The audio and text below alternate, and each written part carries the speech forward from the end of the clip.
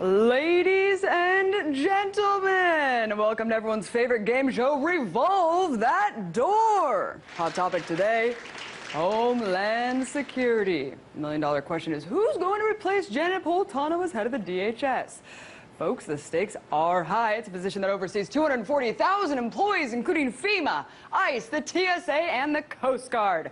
So who is the lucky winner? Johnny, let's give the audience some clues. He's a 56-year-old male who's sitting formerly pretty in the Pentagon, and he's friends with Barry O. He's also helped lay the groundwork for ending Don't Ask, Don't Tell. Good news so far, not to mention he's actually said America's war on terror should come to an end. And he even believes one of our country's top priorities should be restructuring the U.S. immigration system. Lots of good stuff here, folks, but wait! There's more. What's behind closet door number 2? Here's a hint. It's full of skeletons. For starters, he actually had the audacity to say that staunch pacifist MLK would have supported U.S. wars in Iraq and Afghanistan. Next up, he's also a sadomasochist. Oh, wait. What's that you say? Sorry, that's Dick Cheney, my mistake. But we're not too far off, guys. This guy does get off on torture. See, he personally traveled to Quantico, where Chelsea Manning was held, and approved all the horrible treatment she incurred. This guy also helped draft the Drone King's drone policy. Nope, the words indefinite detention and extrajudicial killings definitely aren't part of this guy's vernacular. So, without further ado, here he is, the winner, Mr. Jeh Johnson!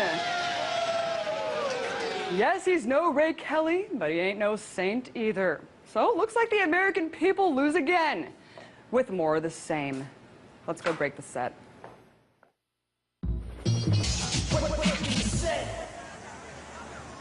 Did you know that industrialized countries account for only 12% of the world's population, yet consume over 60% of its resources? The U.S. alone gobbles up a whopping 25% of the energy on Earth. Believe it or not, this shocking disparity is by design. At least that's what my next guest alleges. In describing how this system works, self-titled economic hitman John Perkins says that through the guise of foreign aid, the natural resources of the planet are seized and profits funneled into the pockets of a few. He's also the author of the best-selling book Confessions of an Economic Hitman and Hoodwinked. He joins me now. John Perkins, welcome back to the show. Thank you, Abby. It's great to be with you again. John, you allege that you were an economic hitman, which you describe as a highly paid professional who cheats countries around the world out of billions of dollars. Are there any government documents that back up this decades-long global conspiracy? I think everything that's coming out around the NSA, you know, Edward Snowden's revelations certainly back up an awful lot of it. We're going deeper and deeper into this, so I think at this point there's very little question. Plus, we've admitted to overthrowing governments like Mossadegh in Iran. There's a recent book about the Dulles brothers who were involved in that. We've admitted to overthrowing Arbenz in Guatemala. The CIA did that. In Chile, Allende. Henry Kissinger's admitted to it. Yes, there's a lot of documentation that totally substantiates this. Your book also claims that so-called jackals are the corporate murderers that have carried out assassinations on world leaders that don't comply with the program, such as the former president of Ecuador. If that's the case, John, why are you alive? Well, I get that question a lot, Abby, and the reason is I started writing this book in the early 80s. My daughter had just been born. I contacted other people that had been in the business and received threatening phone calls, threatened my life, threatened my young daughter's life. I was also then offered a consulting job with Stone & Webster, a large consulting firm out of Boston and New York. They said I had a great resume, which I did. I'd been chief economist at one of their rivals, and they'd like to use my resume in proposals. They'd like to pay me a very large consultant's fee, about $500,000. Just don't write the book. And I wouldn't have to do any work. So here I am in this position where my life and my daughter's life is being threatened. I'm being offered essentially a bribe, but it's a legal bribe. There's nothing illegal about what they did. I took the money, and in my own defense, I have to say that I put it toward good things. I made trips to places, like countries that we were screwing in Latin America, wrote books like Shape-Shifting, The World is As You Dream It, but I didn't expose what was going on. And then after 9/11, I decided I had to come clean. At this point, I decided to write the entire manuscript without telling anybody I was writing it, and then get it out into the hands of major publishers. At that point, it became my best insurance policy. In fact, even today, you know, if someone were to shoot me when I walk out of the studio, the book would sell many, many millions more copies, and that's exactly the opposite of what the jackals would like to have happen. So whistleblowers should never threaten to blow the whistle. They should just get all their ducks in order and then blow the whistle. Exactly. There are some high-profile deaths of political leaders that have happened here in the U.S., John, that people still question to this day. Do you think that jackals operate inside of America, too? You know, I have no personal proof of that, but it's sometimes hard to believe that they weren't involved in some of these things. It certainly follows a model that I've seen in many other countries. As I mentioned in my books, I was personally involved with Jaime Roldos, the democratically elected president of Ecuador, and Omar Torrijos of Panama, both of whom were assassinated. And some of the things we've seen in this country are very, very akin to what I've seen overseas. As I said, I personally was never involved. Don't have any personal evidence of that. Let's talk about Syria. Clearly the goal was regime change, but it didn't happen. Should we expect Assad's plane to crash soon? I think he's pretty well protected. You know, it's similar to Saddam Hussein, who certainly we tried to win him over using economic hitmen, as we had done in Saudi Arabia very successfully. But Saddam Hussein would not buy in. The jackals tried to take him out. They couldn't. He had very good security. So that's when we sent in the military. I suspect Assad's in a very similar position, that he's probably very well protected.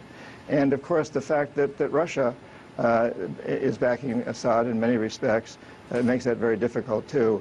In a place like with Gaddafi in Libya, we have more international support than we do in Syria. Last time you were on the show, John, you were talking about when the evolution occurred of corporate control pretty much over governments. When and how did that transition take place? Well, it really started at the end of World War II, when the World Bank and the IMF were created at the Bretton Woods Conference. And these were institutions that were created to help reconstruct a devastated Europe. And they did a pretty good job at it. But then very soon after that became this tension between the Soviet Union and the United States, what we know as the Cold War. And then these institutions became very supportive of big corporations because they wanted to prove that capitalism was better than the Soviet system. And so they really bought into the corporate policy, supported big corporations around the world, privatizing things in developing countries, making huge loans to developing countries that they couldn't pay off, so then demanding that they privatize their electric utilities, their water and sewage systems, sell them to our corporations. There was this huge expansion. There was this cozy relationship between these major banks, and then Wall Street got involved, and the corporations. And then, of course, there was détente. But it didn't stop there. The cozy relationship had developed, and it continued and continued to develop. So really, at this point in time, it's safe to say that the World Bank, the International Monetary Fund, much of Wall Street, serves essentially as a tool for big corporations. And in fact, so does the U.S. government, so does the Pentagon, so does the NSA, so does the CIA. Very, very much supportive of big corporations. You know, we've seen with these Snowden revelations about the NSA that a lot of their spying was done to help U.S. corporations gain an advantage over others, oil companies and other corporations in different countries. Right, and one thing that I thought was really fascinating is that you said that the NSA personally vetted you for your job at the strategic consulting firm decades ago. I mean, so obviously you were privy to pretty much the extent of this global spying apparatus far before the leaks came out. And Glenn Greenwald claims that the most damning revelations are yet to come. What else could be worse than we already know, John?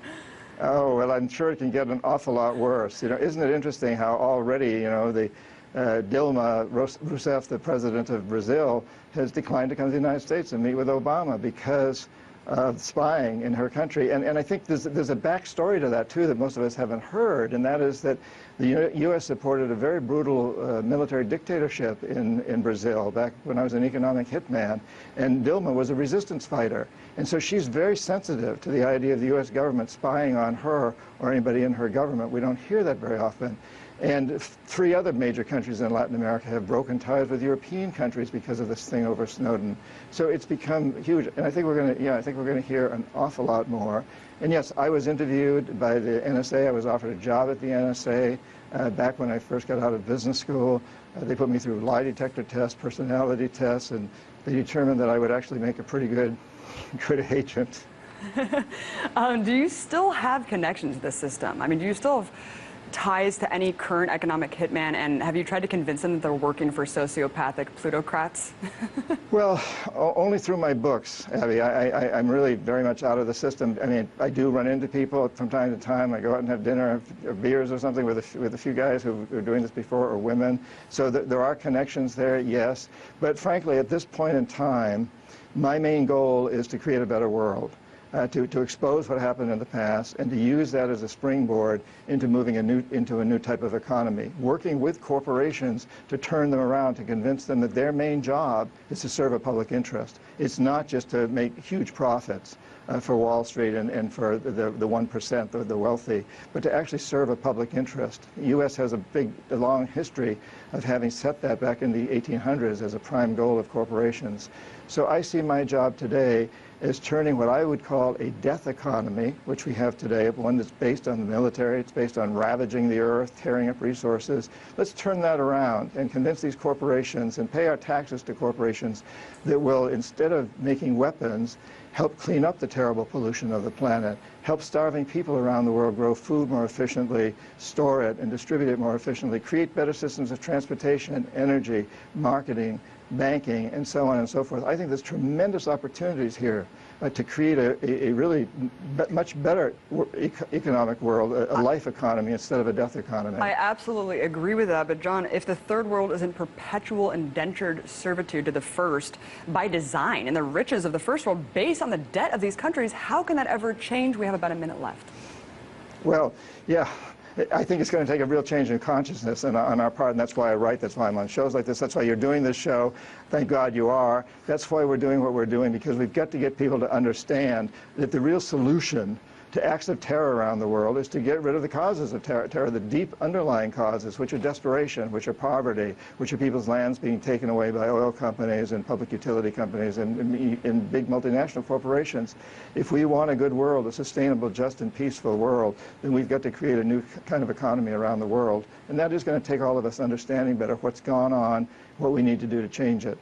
It is a revolutionary values of consciousness, of just thought. Thank you for being such an integral part of that. John Perkins, author of Confessions of an Economic Hitman. Hoodwinked. Everyone check it out. Thanks so much for coming on.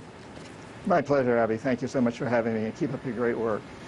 Still ahead, we'll have the latest information about whistleblower Edward Snowden next. Stick around.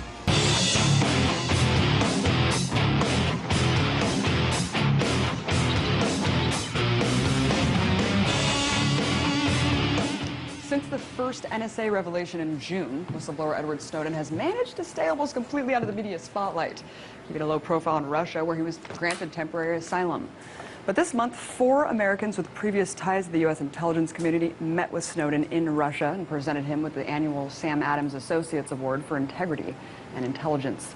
Those people are NSA whistleblower Thomas Drake, retired CIA analyst Ray McGovern, and FBI whistleblowers Colleen Rowley and Jesselyn Raddick. The latter two join me now to discuss their visit and what lies ahead for Mr. Snowden.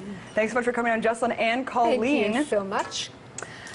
So, Jesselyn, start with you. You both went to Russia. You presented Edward Snowden with the Sam Adams Integrity Award. What is this award all about, and why did you choose to give it to him? Well, this award is to recognize people who have shown courage and integrity in the intelligence communities, where it can be particularly hard to speak up because those people are unprotected. It doesn't necessarily have to go to a whistleblower, but often has, and we felt it was very important to give it to Edward Snowden because he had engaged in a magnificent, amazing act of civil disobedience and basically threw away his life as he knew it to do so to help people here in America. He certainly did. Colleen, let's move on to you. Considering the reach of NSA control, did you guys take any precautions to make sure his location wasn't revealed? Well, we didn't take too much precautions ourselves, other than we did not take laptops with us, but that was mostly because we were afraid our laptops and cell phones might be confiscated when we returned. We didn't know where we were in Moscow because none of us are really familiar with Moscow. So there was nothing real special about our arriving at this undisclosed location. And we were just really fortunate to have several hours actually alone with Edward Snowden. We also had his human rights attorney there and translator for a while, but we were able to have a long, in-depth chat about the NSA and the surveillance and the possible reforms. Incredible. I mean, what was that like, Jesslyn, to sit down with him? He's been out of the media spotlight. How was he in person? He was fine. He seemed happy and healthy, which is hard to envision after being under such enormous pressure, but he also seemed very thoughtful and brilliant and has a wicked sense of humor. So he was very well grounded. I thought he was a great person to spend time with, and it was really, I think, wonderful for both us to see him and for him to see other people from home. Especially since he's been so inspired by the work of all of you guys, and so it's just an incredible connection to make. Really tremendous. Colleen, although he's been granted political asylum in Russia for just a year, is he free to move around in the country as it stands? And what happens when the year is up? Does anyone know? I don't think anyone really knows what lies ahead for him. He has, of course, requested asylum in other countries, and I think even some other countries have granted him asylum. But his problem is the transportation to get to any other place outside of Russia right now. I think many of us hope that there will be eventually a cultural change, and people will recognize that as a whistleblower, he has actually helped put the United States back on the right path and actually on the effective path. I think the polls show that 60% of the United States is with him. So maybe it'll be like the story of Benjamin Franklin, who was also accused of being a traitor back before the American Revolution for also leaking information to the colonists at the time about their civil liberties. So let's cross our fingers that things change and that he will have more options available to him. Well, I'm really happy to hear that he's being optimistic about the people waking up. I hope they do too. But Jesslyn, did he express any concern about his fate if he does return back to America? Oh, I don't think he plans on returning back anytime soon. Right now, he's been granted asylum. I think the immediate thing to do would be for him to be able to extend that because it only lasts for a year.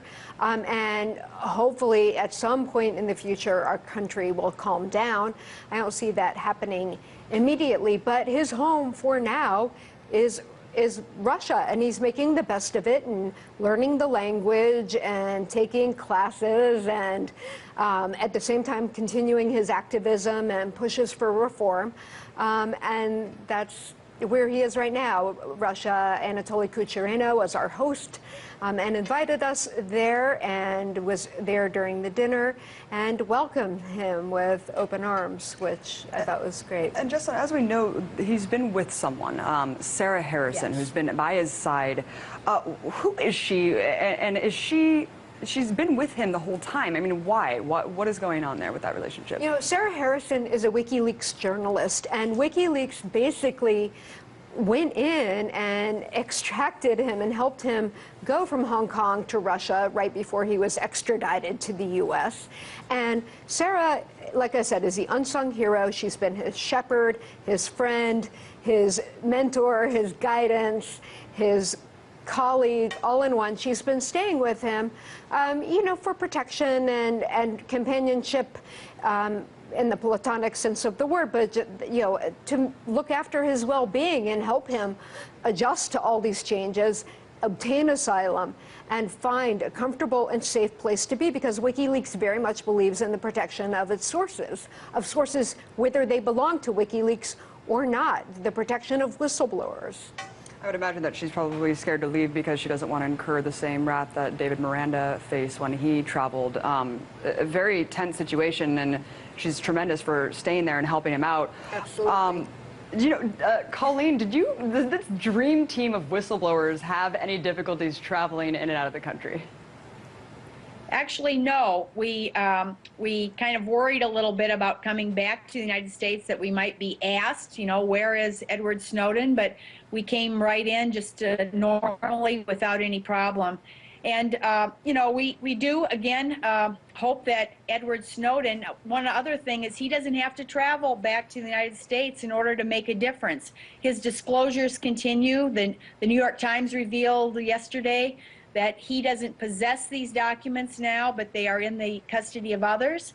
And he was allowed to give a statement to the European Union Committee on Human Rights by proxy. So let's hope that he's able to continue that kind of work, because heaven knows we need reforms. We absolutely do. Thank you so much, you guys, for coming on. Jessalyn Radak, Colleen Rowley, really appreciate you guys' time. Thanks so much.